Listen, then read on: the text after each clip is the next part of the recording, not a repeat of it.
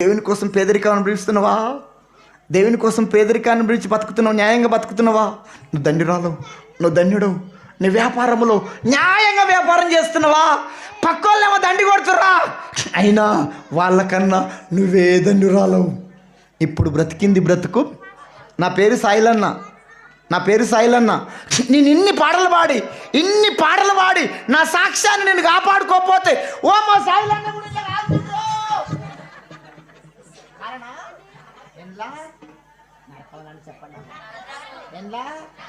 కాలనా ఒమ్మకైనా బబ్బ అరే బబ్బ కూడా కాస్తుంది.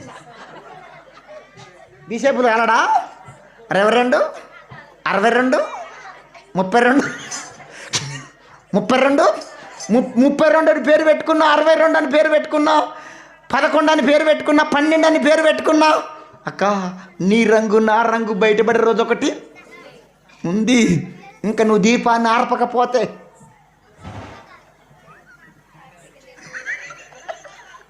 నీకు తెలియదు తల్లి ఈ శైల సంగతి. నీకు ఇంకా మనసు మమతను వదలకపోతే నిన్ను కూడా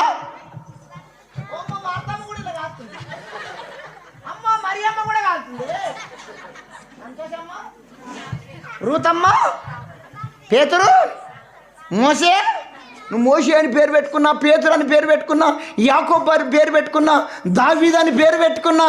అక్క నీ సాక్ష్యం నా సాక్ష్యం బాగలేకపోతే నిన్ను నన్ను చూసే రోజు ఒకటి. ఇప్పుడు ఎట్లా చూస్తుర్రు అక్క? మా ఫోటోలు బ్యానర్లు ఎట్లా చూస్తుర్రు? అంతేగాని నా సాక్ష్యం బాగలేకపోతే ఓ మా సాయిలన్న కూడా కాస్తుండే కాలనా అక్క. అందుకనే మన జీవితాలను ఏ రోజుకు ఆ రోజుకు సిద్ధపాటు చేసుకోవాలి. ఏ రోజుకు ఆ రోజు సిద్ధపాటు ఉండాలి. ఇట్లా అనాలంట.